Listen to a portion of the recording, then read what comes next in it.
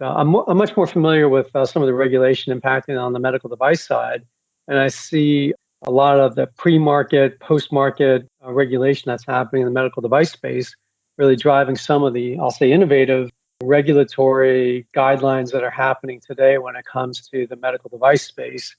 And even looking at things like software bill of materials that are driving the medical device community to disclose or have more transparency in the software packages that make up those products. So when there are new vulnerabilities that impact those devices, the health providers that use those devices have better visibility into what the actual impact may be.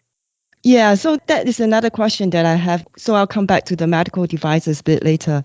But I just want to get your insights on some examples of high-profile attacks in the healthcare sector, like the WannaCry, of course, we all know, and its impact on the UK hospitals back in June 2017. And then closer to home in Singapore, we have I don't know whether you heard of this, but we have the Sing Health data leak, where the hackers stole personal data of 1.5 million patients, and including our Prime Minister's prescription information. And also, more recently, right, related to COVID, is the threat actor group APT29 on vaccine research. And I just want to get your insights on what makes the health sector so attractive to threat actors. Like looking at these cases, it's not just data, right? Sometimes data is a means to an end. It's also disruption and other motivations behind these attacks. Yeah, I do think, a lot of the attacks that we're seeing right now are still very much financially motivated, especially like, you talk about some of the high profile attacks, going back to WannaCry and then NotPetya. So certainly was still in the nation state international disruption category, but did have an impact in the health sector as well as and others. And so we do have a long history, but I'd say the things that are really getting the headlines today are many of the ransomware cases that are impacting the healthcare sector.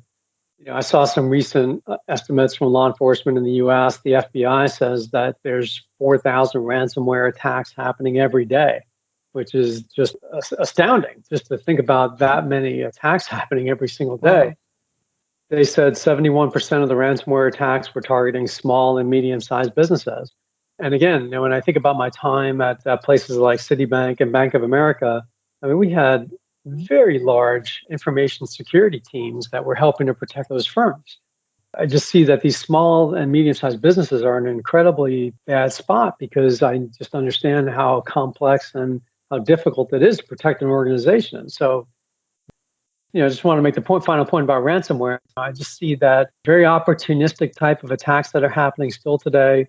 The criminal organizations will rely on these spray and pray methods of attack where they just literally blast out millions of emails or lures, hoping for a victim and then figure out how much that victim might be willing to pay. When those ransomware attacks today, especially during this pandemic, hit a healthcare organization, that tends to make on-page news.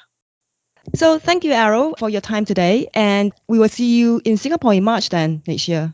That sounds great. I'd love to be there. Thanks, Jane.